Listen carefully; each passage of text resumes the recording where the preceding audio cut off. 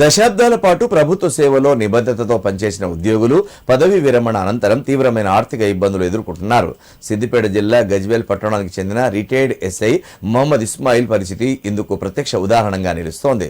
సుమారు 37 ఏళ్ల పాటు పోలీస్ శాఖలో సేవలందించిన ఇస్మాయిల్ కానిస్టేబుల్ గా ఉద్యోగ జీవితాన్ని ప్రారంభించి అనంతరం ఏఎస్ఐ, ఎస్ఐ హోదాల్లో విధులు నిర్వర్తించారు. విధి నిర్వహణలో ఎన్నో సవాళ్లు ఎదుర్కొంటూ తన జీవితాన్ని ప్రభుత్వ సేవకి అంకితం చేశారు. అయితే పదవీ విరమణ అనంతరం ఆయన జీవితం కష్టాల్లోకి జారిపోయింది.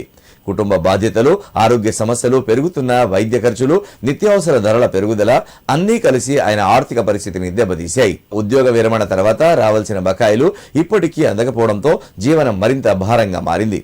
తన సేవల అనంతరం కనీస భద్రతతో జీవించాలని ఆశించిన ఇస్మాయిల్ ఇప్పుడు రోజువారీ అవసరాలను తీర్చుకోవడానికే ఇబ్బందులు పడుతున్నట్లు ఆయన వ్యక్తం చేస్తున్నారు. ఇప్పటికైనా ప్రభుత్వం మానవీయ దృక్పథంతో స్పందించి పెండింగ్ లో ఉన్న బకాయిలను విడుదల చేయాలని రిటైర్డ్ ఎస్ఐ ఇస్మాయిల్ విజ్ఞప్తి చేస్తున్నారు. నేను 1987లో కానిస్టేబుల్గా ఉద్యోగంలో చేరినాను. నేను 10 నెలల క్రితం రిటైర్మెంట్ అయినాను. ఏప్రిల్ 2025 సంవత్సరంలో నేను రిటైర్మెంట్ అయినాను.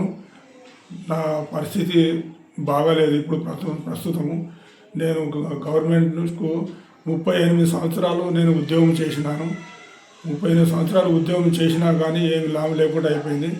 నాకు ఆరోగ్య పరిస్థితి బాగాలేక కిమ్స్లో కూడా నాకు అడ్మిట్ అయ్యి నాకు సర్జరీ అయింది. నాకు 5-10 లక్షల దాకా ఖర్చు అయింది. మరి నా భార్య కూడా ఆరోగ్యము బాగాలేదు. ఆమె కూడా 2 సార్లు అడ్మిట్ చేసినాము. ఆమెకు కూడా 10 లక్షలు ఖర్చు అయింది. నాకు గవర్నమెంట్ నుంచి కూడా ఎలాంటి ఇంతవరకు కూడా ₹1 కూడా రాలేదు.